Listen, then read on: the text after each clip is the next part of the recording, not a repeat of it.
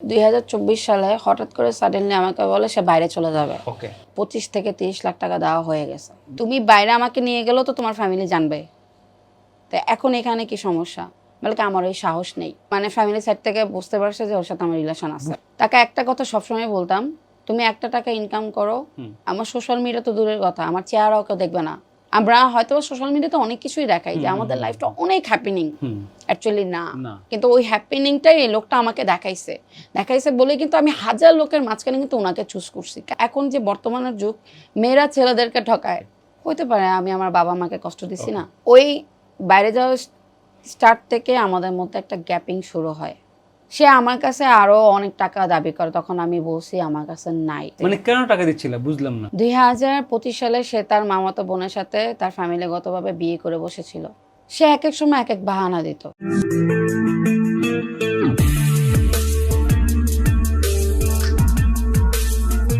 বিয়ে যেটাকে বলতেছো সেটা বিয়ে ছিল না, বিয়েটা আসলে তোমার পক্ষ থেকে ছিল, ওর পক্ষ থেকে লিভিনই ছিল। তো বিয়েতে তোমরা ওর ফ্যামিলি কেউ ছিল? তার মোটিভটা আমি তখন বুঝতে না পারি না নাই। বুঝছো, তুমি বুঝার পরেও তুমি আগাইছো। আমাকে 100টা লুচ্চা পোলাপান নক দিচ্ছে, আমার এই পোলাটাকে কম লুচ্চা মনে হয়েছে। তুমি চাইছো বিয়ে করতে, তুমি বলতেছিলে যে তুমি এজ এ মুসলিম হিসেবে তোমার লাইফস্টাইল যাই হোক আমি চেঞ্জ করতেছিলাম নিজেকে, আমি বিয়ে করব। তো বিয়ে তো ফ্যামিলি থেকে হওয়ার উচিত ছিল, তোমার ফ্যামিলি নাই, ওর তো ফ্যামিলি আছে। একটা সময় যে টায়ার্ড হয়ে গেছি, তখন আমি বলছি যে এভাবে হয় না, হয় তোমার ফ্যামিলিতে আমাকে নিয়ে যাও, আর নাহলে আমি যাবো। 10 লাখ টাকা দিছো কেন দিছিলা? বিজনেস শুরু না করে বিজনেস বাড়াতে হবে? মানে তুমি এতটা বোকা ছিলা? তুমি সত্যি কথা বলতেছো তো? না, আমি একটা মেন্টালি ব্রোকডাউনের একটা মেয়ে। কি সেটা? আমাকে হচ্ছে প্রতারণা করা।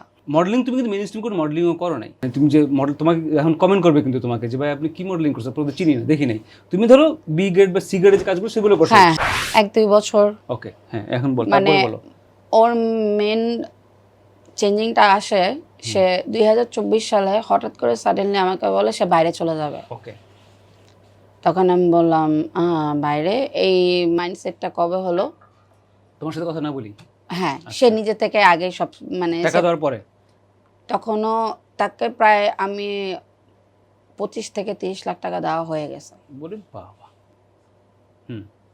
তখনই সে মানে আমাকে বলতেছে যে আমি বাংলাদেশে কিছু করতে পারতেছি না, আর আমি হয়েছে আমার ফ্যামিলিকে কখনো বোঝাতে পারবো না, আর তোমাকে আমার ফ্যামিলিতে কখনো নিয়ে যেতে পারবো না, তো আমি বাইরে চলে যাবো, বাইরে সেটেল হয়ে তোমাকে আমি বাইরে নিয়ে যাব। তখন আমি বললাম যে কি চিন্তা করে তুমি চিন্তাটা করলা? তুমি বাইরে আমাকে নিয়ে গেলেও তো তোমার ফ্যামিলি জানবে, তো এখন এখানে কি সমস্যা? বলকে আমার ওই সাহস নেই। আমি কি সাহস নেই? আমার বাসায় যখন পড়েছিলা, আমার সাথে লিভিংয়ে ছিলা, রিলেশনে ছিলা, ঠিক আছে, তোমার বাসায় যখন নিয়ে গেছো, তোমার ফ্যামিলির সাথে যখন পড়েছো, তখন তোমার সাহস হয়েছে। হ্যাঁ, ফ্রেন্ড, বাট ওর মানে ফ্যামিলি সাইড থেকে বুঝতে পারছে যে ওর সাথে আমার রিলেশন আছে। বুঝতে পারার পরিচয় না, ওর ভাইটা এরা সবাই জানতো যে আমার সাথে রিলেশন আছে। ওকে, তুমি সেটাতে হ্যাপি ছিলা? না, ওকে, আমি হ্যাপি ছিলাম না ভাইয়া। ওকে, আমি যদি বলি এখন, হ্যাঁ, তাকে একটা কথা সবসময় বলতাম, তুমি একটা টাকা ইনকাম করো, আমার সোশ্যাল মিডিয়া তো দূরের কথা, আমার চেহারাও কেউ দেখবে না, তুমি আগে ইনকাম করো। আমি যে আহামরি টাকা তোমার কাছে এক্সপেক্ট করি তা না, তুমি ইনকাম করো। এখন তুমি আমার হাজব্যান্ড, তুমি যেরকম আমার কাছে এক্সপেক্ট করতেছো আমি চেঞ্জ হই, আমিও তোমার কাছে এক্সপেক্ট করতেছি তুমিও চেঞ্জ হও। তার জন্য তুমি আবার টাকাও দিছো বলতেছো? হ্যাঁ, তাকে হেল্প কর, সে কিন্তু আমাকে হেল্প করে নাই ভাইয়া। তার পা থেকে মাথা পর্যন্ত এভরিথিং আমি প্রোভাইড করতাম।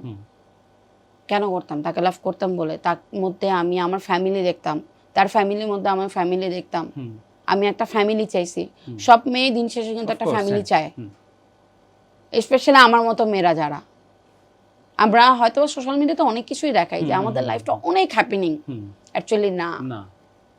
কিন্তু ওই হ্যাপিনিংটাই এই লোকটা আমাকে দেখাইছে বলে কিন্তু আমি হাজার লোকের মাঝখানে কিন্তু ওনাকে চুজ করছি। কেন চুজ করছি? সে আমাকে ওই স্পেশাল কিছু ফিল করেছে দেখে তো আমি তাকে চুজ করছি। নাহলে আজকে যদি আমার ওই এখন যে বর্তমানের যুগ, মেয়েরা ছেলেদেরকে ঠকায়, উল্টা ওইখানে আমি ঠকে গেছি আমার সর্বশান্ত সবকিছু দিয়ে। তুমি কাউকে ঠকাও নাই? সেটা হয়তো রিটার্ন হয়ে আসছে। চিন্তা করে দেখো, হয়তো কাউকে ঠকাইছো ওই জন্য রিটার্ন আসে তোমার কাছে। না, এতটুকু আমি বলতে পারবো। হ্যাঁ, তারপরে বলো। কারণ আমি হচ্ছে কার্মাতে বিলিভ করি। ওকে, আমি যদি কারোর সাথে খারাপ কিছু করে থাকি সেটা আমার কাছে কোনো না কোনো দিন ব্যাক করবে। সেটাই হয়তো আসছে, সেই জন্যই বলতেছি। তার মানে তুমি করো না, তাও আসছে।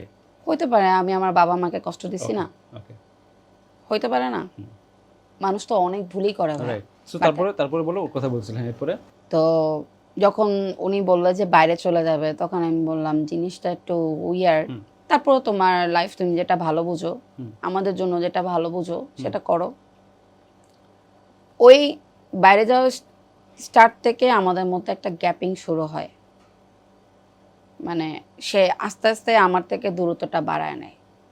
মানে তোমার বাসায় আসা বন্ধ করে না, বাসায় আসা কখনো বন্ধ করে নাই, কথা বলা কখনো বন্ধ করে নাই।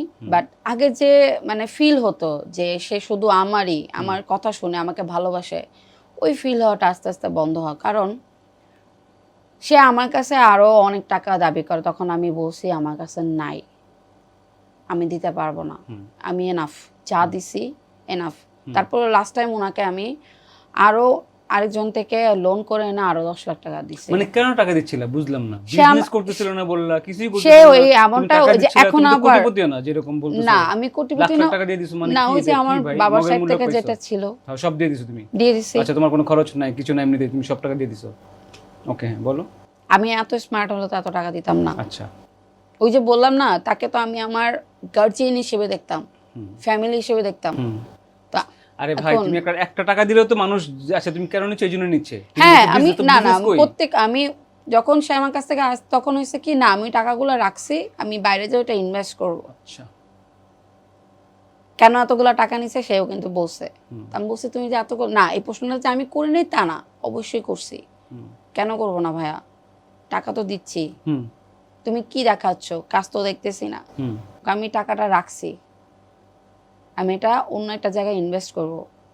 এক এক সময় এক এক কথা বলতো, আজকে এখানে ইনভেস্ট করছি, আজকে ওইখানে ইনভেস্ট করছি। মাঝখানে একটা বিজনেস স্টার্ট করছিল, তো ওটা মোটামুটি গুছাই ফেলছিল। তখনই হচ্ছে সে, আমি যখন বলছি তুমি তো এখন মানে, ও অনেক মানে পাখির শৌখিন ছিল, তো পাখির একটা বিজনেস ছিল, ওই যে আপনার মানে কি বলে এটা, পাখির ব্রিডার যে বলে। তো সেটার জন্য 25-30 লাখ টাকা লাগে না ভাইয়া?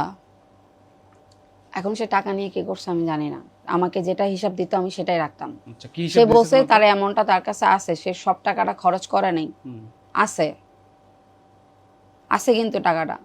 যখন ওই যে বাইরে, তখন আমি বলছি তোমাকে তো কম টাকা দেই নাই, আমি কি করছো, এত টাকা দিলে তো আমি যদি একটা বাইরেও ইনভেস্ট করতাম সেটার থেকে আমি হচ্ছে কিছু না কিছু পেতাম, তুমি তো জিরো, কিছুই দেখাচ্ছ না। বলছে আমি রাখছি, তো তোমার কাছে থাকতো। এটাই তো কথা আমার কাছে। হ্যাঁ, তখন যে আমি যখন বলছি তুমি যেহেতু তোমার কাছে রাখছো, তাহলে আমাকে আমার টাকাটা আমাকে দিয়ে দাও, আবার যখন লাগবে আমি তখন দিব। পরে বলছে না আমার হয়েছে, আমি অমুককে দিছি তমুককে দিছি, মানে কথা একদম ইনস্ট্যান্ট ওনার রেডি থাকতো। আর আমার কি হয়েছে, আমি যখন আমার পুরা এই ওর সাথে জার্নিটা চিন্তা করি, ধরতে গেলে আমি ব্লাইন্ড ছিলাম, পুরা ব্লাইন্ড। দ্যাট টাইমে যদি আমি আমার হুশ হইতো বা আমি হুশে থাকতাম, তাহলে হয়তো বা আমি তখনই স্টপ হয়ে যেতাম। তাহলে এখন কান্নাকাটি করতেছে কেন? তুমি তো এটা মেনে নাও, তুমি হুঁশে ছিল না, ভুগতেছি তো ভাইয়া। এখন কান্নাকাটি কেন করতেছি সেটা হচ্ছে 2025 সালে সে তার মামাতো বোনের সাথে তার ফ্যামিলিগতভাবে বিয়ে করে বসেছিল। গ্রেট, হ্যাঁ, ফ্যামিলি থেকে বিয়ে করছে, তোমাকে তো সে বিয়ে করে না ফ্যামিলি থেকে, তাই না? আমি তো তার বিয়ে করা ওয়াইফ ভাইয়া। সেটা কে জানে? হ্যাঁ, কোথায় প্রমাণ, কোথায় তোমার প্রমাণ দিছো তাকে? তাকে প্রমাণ দেখাইছো? আমার কি কাগজ কলমে বিয়ে হয় নাই? আমি সেটাই জানতে যাচ্ছি, তুমি সে স্ট্রেট অ্যানসার দাও।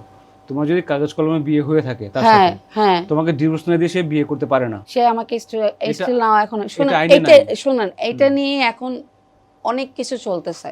আমি লাস্ট 4 মান্থ ধরে এটা নিয়ে ফাইট করছি। ওকে, আমার যেখানে প্রুফ করার আমি অলরেডি করেছি, যেখানে আমার প্রুফ দরকার আমি ওখানে অলরেডি করতেছি। ওকে, হয়তোবা তার জন্যই হচ্ছে সে এখন হাইড হয়ে আছে, তার ফ্যামিলি হাইড হয়ে আছে। ওকে, আপনি যেটা বললেন ঠিক আছে, বিয়ে করছে ফ্যামিলিগতভাবে, তা আমি কে?